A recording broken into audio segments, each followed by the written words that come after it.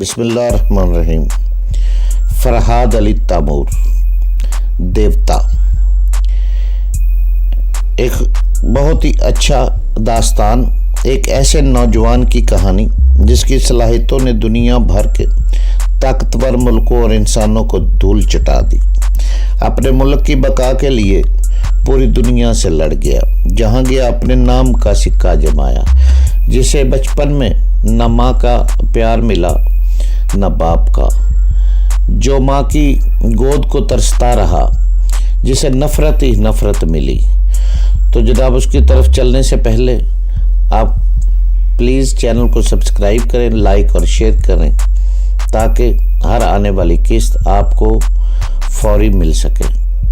دیوتا، فرحاد علی تیمور، قسط نمبر 202 فوری میرے حکم کی تعمیل کیجیے۔ پھر میں نے اس سے کہا کہ وہ لیمپ اٹھا کر میرے آگے آگے دوسرے کمرے میں چلے۔ وہ 2 کمروں کا ایک کاٹ ہی تھا۔ میں نے دوسرے کمرے کو اچھی طرح دیکھنے بعد کچن اور باتھ روم کو بھی دیکھا۔ گاڑی کی پچھلی طرف کھلنے والا ایک دروازے کو اندر سے بند کر دیا۔ اس کے بعد زخمی گینڈے کے کمرے میں آ کر ان 2 اسٹین گنوں کو اپنے قبضے میں لے لیا، جنہیں جارج اور مائک وہاں چھوڑ گئے تھے۔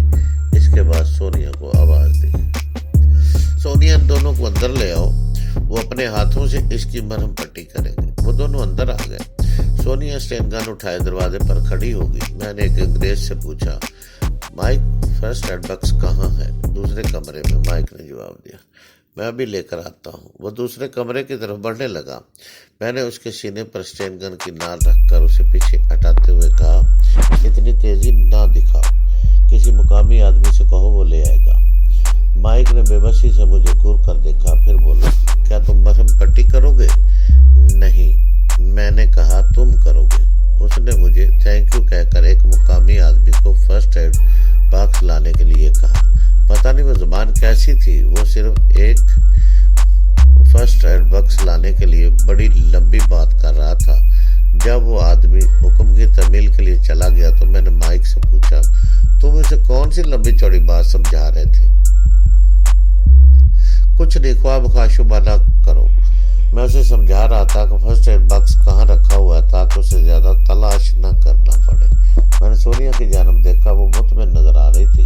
اس کا مطلب تھا کہ مائک نے اس آدمی کو ہمارے خلاف کوئی بات نہیں سمجھائی تھی۔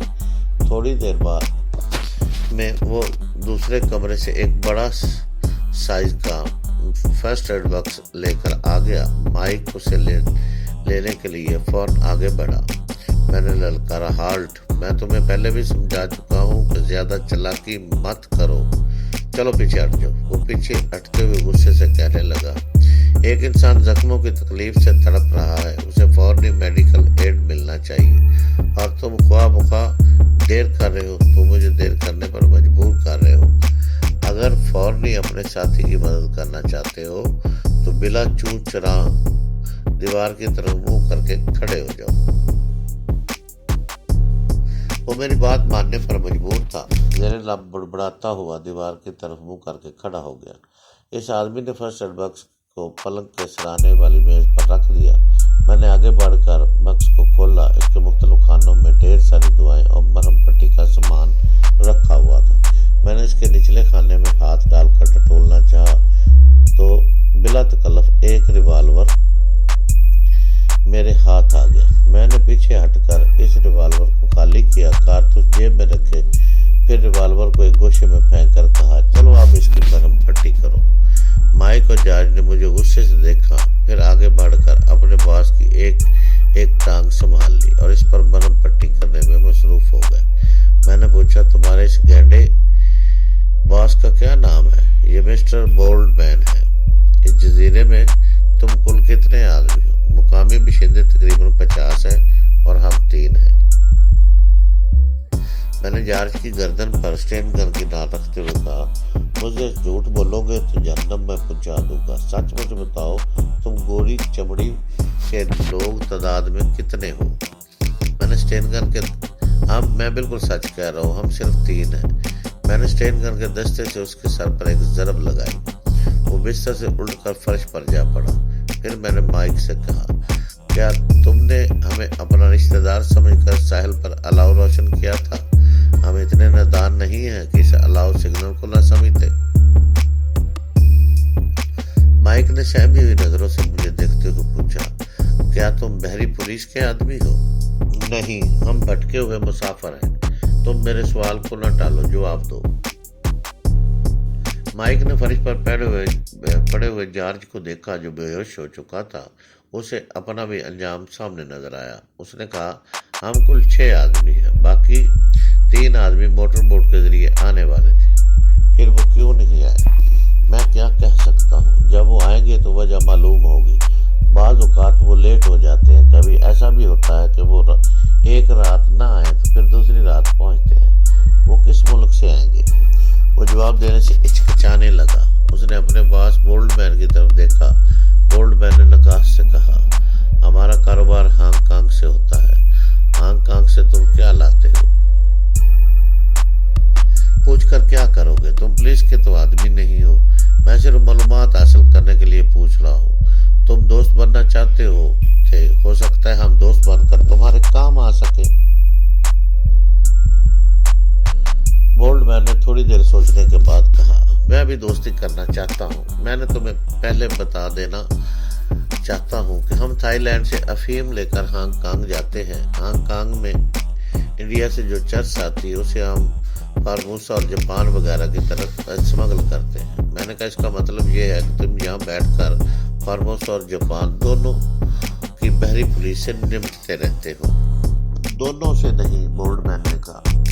فارموسا کی پولیس کو ہم نے اپنے ہاتھوں میں کر لیا ہے، ہم انہیں بڑی بڑی رقمیں ادا کرتے ہیں، مگر جاپان کی بحری پولیس بہت سخت ہے، اکثر اس سے ٹکراؤ ہوتا رہتا ہے۔ اس وقت تک اس کی دونوں ٹانگوں کی مرہم پٹی ہو چکی تھی۔ میرے حکم پر ایک مقامی باشندہ بڑی سی مضبوط رسی لے آیا۔ میں نے اپنی اسٹین گن سونیا کے قریب رکھ کر جارج اور مائک کے ہاتھ پاؤں اس رسی سے باندھ دیے۔ اس کے بعد مقامی باشندے سے کہا، انہیں گھسیٹتے ہوئے لے جاؤ، باتھ روم میں بند کر دیں۔ بولڈ مین نے اعتراض کیا، یہ کیا ہو رہا ہے مسٹر؟ ابھی تو تم نے کہا تھا دوستی کرو گے۔ ہم دوستی ہی نبھا رہے ہیں، تم خود غور کرو۔ پہلی بار تم نے اندھیرے میں دیکھنے والی صلاحیت سے فائدہ اٹھا کر ہمیں دوستی کا فریب دینا چاہا۔ دوسری بار ہم پر قابو پانے کے لیے تمہارے 2 آدمی کانٹے میں چھپ گئے۔ تیسری بار ہمیں ختم کر دینے کے لیے فرسٹ ایڈ باکس میں ریوالور چھپا کر منگوایا گیا۔ جب دوستی کا اصول یہی ہے تو ہمیں بھی انہی اصولوں پر چلنے دو۔ اسے معقول جواب دے کر میں باتھ روم کی طرف بڑھ گیا۔ جارج ابھی تک بے ہوش تھا۔ مائک مقامی آدمیوں سے ان کی زبان میں کچھ کہہ رہا تھا، شاید اپنے ہاتھ پاؤں کھولنے کے لیے کہہ رہا تھا، لیکن وہ سہمے ہوئے تھے، ایک طرف کھڑے تھے۔ اگرچہ وہ انگریز ان کے آقا تھے، لیکن حاکم تو وہی ہوتا ہے جس کے ہاتھ میں بندوق ہوتی ہے، اس لیے وہاں میرا حکم چل رہا تھا۔ میرے سامنے ان دونوں کے چھوٹے سے باتھ روم میں ٹھونس دیا گیا۔ ان کے منہ پر کپڑے بھی ٹھونس دیے گئے تھے اور اوپر سے پٹی باندھ دی گئی تھی۔ پھر میں نے باتھ روم کے دروازے کو باہر سے بند کر دیا۔ جب میں ان دونوں آدمیوں کے ساتھ دوسرے کمرے میں واپس آیا تو بولڈ مین آنکھیں بند کیے لیٹا ہوا تھا۔ میں نے اس سے پوچھا، یہ تم بار بار اپنی آنکھیں کیوں بند کر لیتے ہو؟ کیا تکلیف زیادہ ہو رہی ہے؟ ہاں، تکلیف کی شدت سے بار بار آنکھیں بند ہو جاتی ہیں۔ میں نے کہا، ذرا اپنی آنکھیں کھولو، میں انہیں غور سے دیکھنا چاہتا ہوں۔ اس نے آنکھیں کھول دی مگر زیادہ دیر تک کھلی نہ رکھ سکا۔ جب آنکھیں دوسری بار بند ہوئی تو میں نے کہا، الو روشنی میں نہیں دیکھ سکتا۔ اگر اس طرح تم بھی لیمپ کی روشنی میں آنکھیں بند کر لیتے ہو، مجھے بتاؤ کہ تم دن کے وقت کیسے دیکھتے ہو؟ میں دن کی روشنی میں تاریک شیشوں والی اینک لگائے رکھتا ہوں، بولڈ مین نے کہا۔ میں نے کہا، تمہاری آنکھیں بڑی عجیب ہیں، میں انہیں نکال کر سائنسدانوں کو تجربے کے لیے دوں گا۔ اس نے گھبرا کر آنکھیں کھول دی۔ نہیں، تم ایسا نہیں کر سکتے، یہ ظلم ہے۔ کسی زندہ انسان کی آنکھیں نکال کر تجربہ نہیں کیا جاتا۔ تم اپنی آنکھیں نکال کر تجربے کے لیے دو گے تو ساری انسانیت کا بھلا ہو سکتا ہے۔ ڈاکٹر وغیرہ تجربات کے بعد آپریشن کے ذریعے ان آنکھوں میں بھی یہی صلاحیت پیدا کر دیں گے۔ اس طرح ساری دنیا میں تمہارا نام روشن ہو جائے گا۔ میں نے مقامی آدمیوں سے کہا، بولڈ مین کے دونوں ہاتھ پلنگ سے باندھ دیں۔ یہ کہہ کر میں نے اپنی جیب سے چاقو نکال لیا۔ میں اس کی آنکھیں نہیں نکالنا چاہتا تھا، صرف دہشت زدہ کرنا چاہتا تھا۔ اس کے دماغ میں یہ بات نقش کرنا چاہتا تھا کہ میں کتنا ظالم ہوں، میں کسی بھی وقت کوئی ظالمانہ حرکت بھی کر سکتا ہوں۔ اسے خوفزدہ کرنے کے بعد میں یہ پوچھنا چاہتا تھا کہ یہاں صرف 6 ہی آدمی ہیں اور جاپان کی منظم بحری فوج کا وہ مقابلہ کس طرح کرتے ہیں؟ لیکن مجھ سے پہلے ہی وہ خوف سے لرزتے ہوئے بولا، میری آنکھیں نہ نکالو، میں سچ مچ بتا دیتا ہوں، میں بھی عام انسانوں جیسی میری آنکھیں ہیں۔ یہ جو تم دیکھ رہے ہو نا، یہ ایکسٹرا آئی لینس ہے۔ رات کے وقت میں انہیں اپنی آنکھوں میں سیٹ کر لیتا ہوں۔ میں اور سونیا ایک دوسرے کو مسکرا کر دیکھنے لگے۔ پھر سونیا نے اپنے ہاتھ رکھتے ہوئے کہا، کیوں فراق، میں نے کیا کہا تھا؟ اینک ناسی لینز ہی صحیح، اندھیروں میں اندھے پن کا علاج ڈھونڈا نکالا جا سکتا ہے اور سائنسدانوں نے نکال لیا ہے۔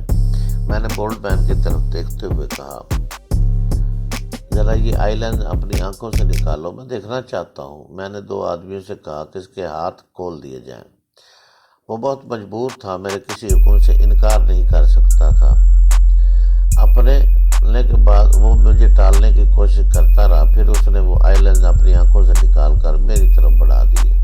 میں نے انہیں لے کر اپنے رومال سے صاف کیا۔ میں پہلے بھی آئی لینز استعمال کرتا رہا تھا، انہیں آنکھوں میں لگانے کا طریقہ جانتا تھا۔